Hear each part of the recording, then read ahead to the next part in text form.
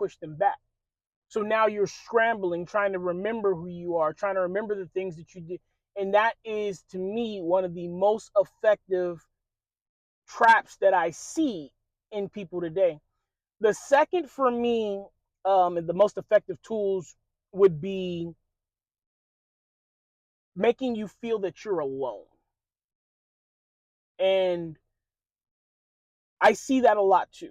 There's a lot of shame, especially with men.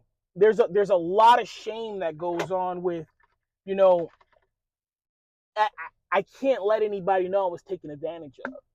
I can't let anybody know that I was defeated. I can't let anybody know that I became exposed. I can't let anybody know that I wasn't prepared, right? And the fact of the matter is, there's going to be a moment in your life where something's going to happen to you that you just weren't ready for. And I'm going to be honest with you. Some of those things can be horrifying, terrifying. Some of those things could be good and opportunities.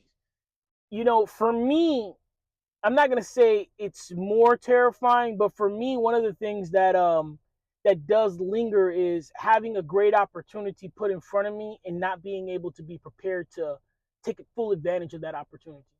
That I squandered my finances, that I squandered my health, that I squandered my time where I should have been preparing for this opportunity that just came to be, right? We don't always get opportunities because we're deserving of them. Sometimes we get opportunities because of luck. Sometimes we get opportunities because of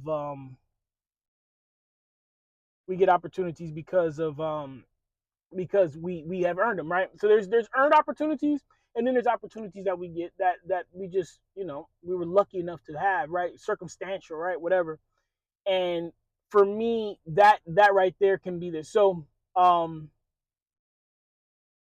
you know, the enemy is very effective at letting people think that they're alone in their failure. You failed, and only you failed, and nobody else failed. And if you tell anybody about it, and if you get anybody to try to help you with it, and if you try to talk about it, you're going to be laughed at, you're going to be made ashamed, and you're going to fail again and be more exposed, right? So that is, to me, the second most effective one. And the last of the three is going to be convincing people, men, that they're not in a fight to begin with.